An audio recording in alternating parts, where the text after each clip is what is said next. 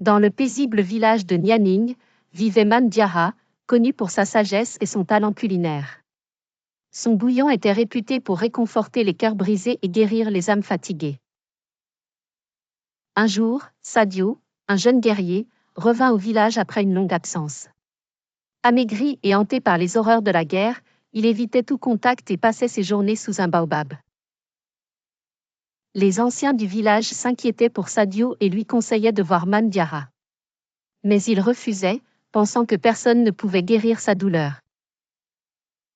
Un matin, Mandiara alla voir Sadio elle-même. Avec son sourire bienveillant, elle l'invita chez elle pour lui préparer quelque chose qui apaiserait son âme. Trop fatigué pour protester, Sadio accepta l'invitation.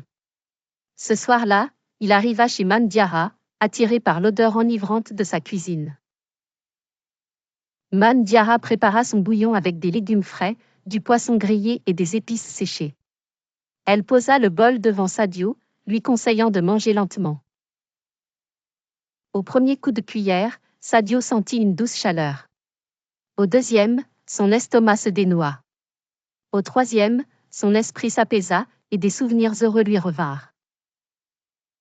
Des larmes silencieuses coulèrent sur ses joues, chaque bouchée lavant une partie de sa souffrance. Mandiara lui rappela que la vie est faite de saveurs douces et amères. Dans les jours suivants, Sadio revint chaque soir chez Mandiara. Peu à peu, il retrouva le goût de parler, de rire et de danser lors des fêtes du village.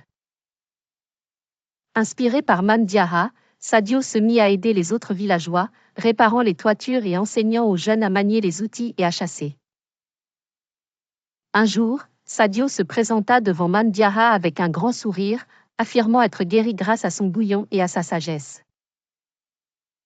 Mandiara rit doucement, lui disant que c'était son courage et son désir de guérir qui avaient fait le reste, et que son plat était un rappel de l'amour. Depuis ce jour, Sadio prépara à son tour le bouillon de Mandiara pour ceux qui souffraient, devenant un symbole d'espoir dans le village.